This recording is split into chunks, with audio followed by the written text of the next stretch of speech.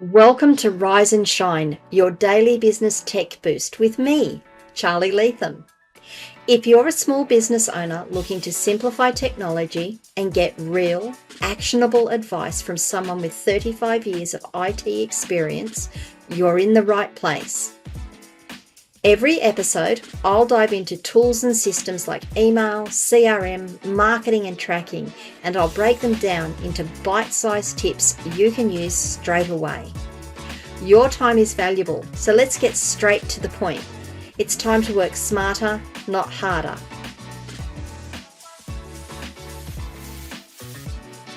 Rise and shine. It's your dose of business tech inspiration with me, Charly Leetham. Episode number 626. And I'm going to hark back to one that I did recently, saying that you can't trust AI. And I got a great example of why we can't trust AI. I don't know if you guys saw it. This is an Australian thing, so if you're overseas and you're listening to this, you might not have heard about it. But Deloitte, one of the biggest consulting firms in the world, just had to refund part of the government contract, or part of a government contract, because a report they delivered contained fake quotes and made up references. Now, I'm going off of news reports. I'm sure that there is stuff out there that will give more context to this. I am going off the news reports. I'm going off what I can find on it. So there is a bit of a caveat that, don't trust AI, and always do your own research. Doesn't matter what you hear, doesn't matter what you see. Do your own research. Make sure you guys are up to speed on all of this. But this is what I'm seeing. Why did Deloitte have to do this? Well, apparently they used AI to help write it, and it hallucinated. This isn't about politics. It isn't about who hired who. This is about something a little bigger than that. It's about what happens when businesses start trusting AI output without treating it with the same skepticism they'd give a human. So let's talk about what went wrong, why it's not just Deloitte's problem, although in this case, this is really Deloitte's problem, and what every other business should learn from it. So let's talk about what happened and why it's a wake-up call. The Australian government paid Deloitte a huge sum of money. I'm not going to say how much, a huge sum of money for a report reviewing a welfare compliance program. When it came out, people started noticing things that just didn't add up, references that didn't exist, quotes that were never said. Deloitte had to admit that some parts were written using AI tools, and yeah, the AI made things up. Now, I have spoken about this before. I've said to you, when I've been doing my own research and trying to find things and trying to find context and references that I can put into my documentation, you go to a link, it just doesn't exist. And when you say, well, what happens? Well, if it existed, that's where it would have been. But it just doesn't exist. I just made that up. Like, it'll admit it's made it up if you ask it, but it doesn't tell you that up front. How does that happen? Well, when AI doesn't know something, it often guesses. Instead of saying, I'm not sure, unless you explicitly say, if you are not sure, you need to tell me you're not sure, it will confidently, not just invent it, it will confidently assert details that sound right. Now, in this case, in the Deloitte case, it created fake academic papers, fake quotes. All of them looked legitimate until someone actually went and checked it. Now, what's the upshot of that? I'm sure I'm going to cover it later on, but the upshot of that is someone needs to check it. The issue here is how work like this gets done. When even a firm like Deloitte, with layers of review and legal oversight, lets data or fake data slip into a government report, it shows that the traditional quality checks aren't keeping up with the newer tools. It starts small. Someone uses AI to speed up things. Hello. Drafting a report, summarizing data, writing a proposal. Then deadlines tighten, pressure builds. The scope of the work that you're working on is huge. You've got so much data you need to process. And suddenly no one is double checking, or very minimal double checking, or very, very on the surface double checking is being done. AI doesn't replace human error. It multiplies it when no one is watching. Now, when I were a lass, many, many, many years ago when I first started in computing, and yeah, this is when desktop computers, the 8086, was just sort of rolling out onto our desktops. My dad and I were talking, and yeah, I don't know if you've followed me for a while, but you'll hear me talk about my dad because my dad was my inspiration for getting into IT. But my dad and I were talking, and he said to me, just remember, to err is human. To really mess things up requires a computer. And this is what we're seeing with AI. It's taking that and it's just magnifying the impact of it. Now, once things happen, trust takes a hit, not just in one firm, but in the whole idea of independent expertise. If clients or the public start wondering, was this written by a machine and can I trust it? Your credibility is going to start to crumble. I guess one of the questions I have is, so how do these errors sneak through? AI science sounds really confident. If you don't believe me, go and ask AI a question. Ask them something like, I don't know. I'm just trying to think what I was working out. Ask them a question about policy, government policy, or a law or something, and see what it tells you. And it will assert it so confidently. It will tell you this, and this, and then when you go and say, give me the references, here are the references, and it will give you links. It will give you everything. It writes in clear and a polished and a confident tone. It's exactly how experts sound. The confidence really is seductive. You read it and you think, well, that looks solid, but confidence isn't accuracy. We still need to be checking it. We spoke about deadline pressures and the efficiency trap. Everyone's stretched. We're all trying to do more with less. Budgets are tight. Projects pile up. The amount of data that is out there that we actually have to troll through to get information out of. Yeah, if you're looking at doing a report about numbers of people that are doing certain things, and you've got this massive data, and you say to the AI, go through this and tell me what you can find, and then tell me what else you found referencing it. It's going to speed it up. I mean, that's the idea of it. It's a large language model. It's designed to take tons of data and simplify it. It just gets too easy for us to skip that second round of fact checking, though, because the model's trained on everything. So therefore it knows everything. Therefore it will give us the right information. But speed without security is a shortcut to disaster.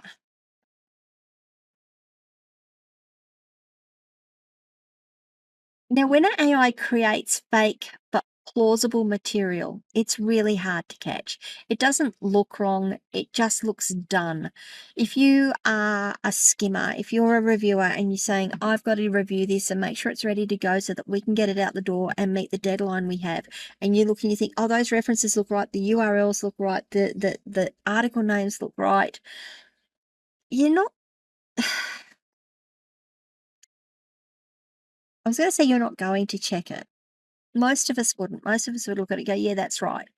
We need to slow down, and we actually need to say, let's go and check every one of these references and make sure it exists. I know, right? Why should we have to do it? But we do, because it hallucinates. It makes things up. It's the autopilot effect. The more often the system seems right, the less we question it, but that's when mistakes slip through, and when they do, they're usually huge. Imagine having to refund a significant part of your very, very large fee to write this report because you used AI and it got it wrong.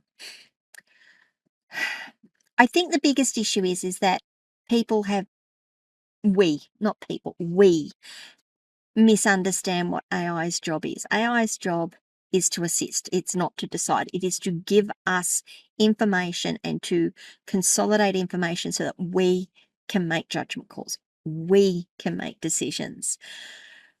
The moment we let it take over those judgment calls, like quoting legal decisions, summarizing research, quoting policy documents, governmental policy documents, we stop the one thing humans are still best at doing, and that is asking, does this make sense? Now, remember what I said. It's a large language model, and I can give you another practical example here.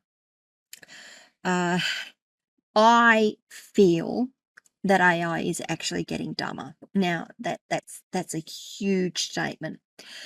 I use it a lot to troubleshoot things. I use it a lot to say, okay, I've got this problem.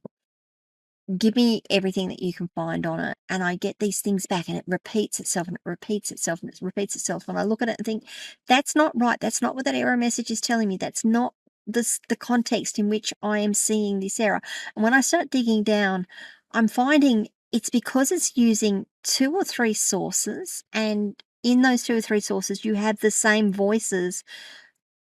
Let's talk about Stack Overflow. Okay, Stack Overflow, there's a couple of others, but people go to Stack Overflow and they say, oh, I've got this problem. Someone says, this is the answer. If you have ever been on Stack Overflow and used it for troubleshooting, you might understand what I'm about to say. And someone says, this is the answer. And someone says, no, it's not. And someone says, this is the answer. And no, it's not. This is the answer. And then someone comes back and says, okay, thanks. And then you go to another thread on Stack Overflow, and this is the answer, and it's the same answer that was given, but that answer never actually worked. No one actually came back and confirmed whether that answer worked or not, but because it is asserted so many times across so many threads, people say, well, this must be the answer. It gets repeated so often, it must be the answer. Now, that's what AI does. AI takes that process and says, I'm seeing several references to this, so that must be the answer. And the answer is no, it's not the answer. It's something else entirely. But that's why I feel that AI, I've digressed just a little bit. That's why I feel like AI is getting dumber, because it's taking in huge amounts of data. And within that data is flawed and errored information. But AI doesn't know it's flawed or errored information because there's nothing there marking it as flawed or errored. So whenever I get an answer back, I have to sit there and then go through it and say, okay, well, how would I test this? How would I test this hypothesis that this is the problem? And I have to go and set up systems and make sure I test it and make sure, oh no, that's not the answer, and go and find the answer. Anyway, what I'm coming down to is it's the one thing that we humans do best, and that's asking, does this make sense? So what can we as businesses learn from this and do differently? I've already spoken about some of this, but I am going to now make it really clear. We can use AI to draft and summarize and brainstorm, but we should never use it to finalize. It's there to help you think faster, not there to think for you. That is a really big difference. It's going to help you think faster, but it's not going to think for you. You still need to think for yourself. You still need to employ all of those critical reasoning skills that you have. Everything it produces needs to be reviewed the same way you check an intern's first draft. If AI gives you a stat, a quote, or a fact, trace it back. Ask it for its references. Go and trace it back. Go and look at independent sources. If you can't verify it, then don't use it. Assume it's wrong unless you can prove it's right. This mindset alone would have saved Deloitte a refund and a huge reputation hit. Set rules. If AI was involved in creating a document, mark it. Have someone sign off on fact checking. Don't let AI generated content reach clients or regulators without human verification. Be transparent. This is where trust is rebuilt. Customers don't mind that you use AI. They mind it if you hide it and don't tell them. Saying we use AI tools to help analyze the data is fine. Pretending you didn't when you did, that's when people get angry, because they then can't verify their own data. Ironically, the next big advantage in the world full of AI isn't who uses it fastest. It's who uses It's who supervises it best. Don't try and say that 10 times fast. The winners will be the ones who combine tech with real accountability and judgment. So, in closing, that Deloitte report, it wasn't just an embarrassing mistake. It's a warning shot for every business. AI can do incredible things. It doesn't know the truth. It only predicts what sounds true. If you're using AI in your business, the takeaway is simple. Keep your hands on the wheel. Let it help you go faster, but never let it steer. Trust isn't built by the tools we use. It's built by the humans who check the work before it leaves the door. Okay, that was a pretty harsh one. I have been hard on AI. I think I'm going to continue to be hard on AI. I love it. I really do. I think it's a magic tool. But I also understand that it can cause its own problems. It can bring its own problems into the situation. So take from this what you will. I would be interested in your thoughts and your feedback on what you think of all of this. I'm not, it was a dumb mistake by Deloitte. It was a dumb thing by Deloitte. But it is what it is. It's done, and we should be learning from it. We should be taking all of these lessons that we see other companies doing and learning from them for ourselves. What do you guys think? I would love to have your feedback. I'd love to have your commentary. Have I asked more questions than I've answered in this one? Have I raised things that have made you go, hang on a minute? Because I'd love to know that too. Come across and join me in my community, askcharlyleetham.locals.com. You can absolutely join the conversation there. I'd love to see you, and I'd love to be talking about these sorts of things. You can also leave comments wherever you're watching or listening to this video. Now, I will get to those eventually. Be gentle on me. I get rather busy, and then I go through and answer all the questions that I see coming through. Was this useful? Was it helpful? If it was, please give the video a like, maybe share it with someone else. And if you haven't done so already, please subscribe to the channel and ring the notification bell so you find out when I drop more content. And I will see you guys the day after tomorrow. I was trying to think when. I'll see you all the day after tomorrow. Bye. Hey there, thanks so much for tuning in to Rise and Shine, your daily business tech boost. I hope today's episode gave you some actionable insights that will make your business tech work smarter for you. If you found value, be sure to subscribe, leave a review, and share it with other small business owners who could use a daily boost. For more tips, tools, and resources, visit www.askcharlyleetham.com. Until next time, keep rising, keep shining, and let's make tech simple together.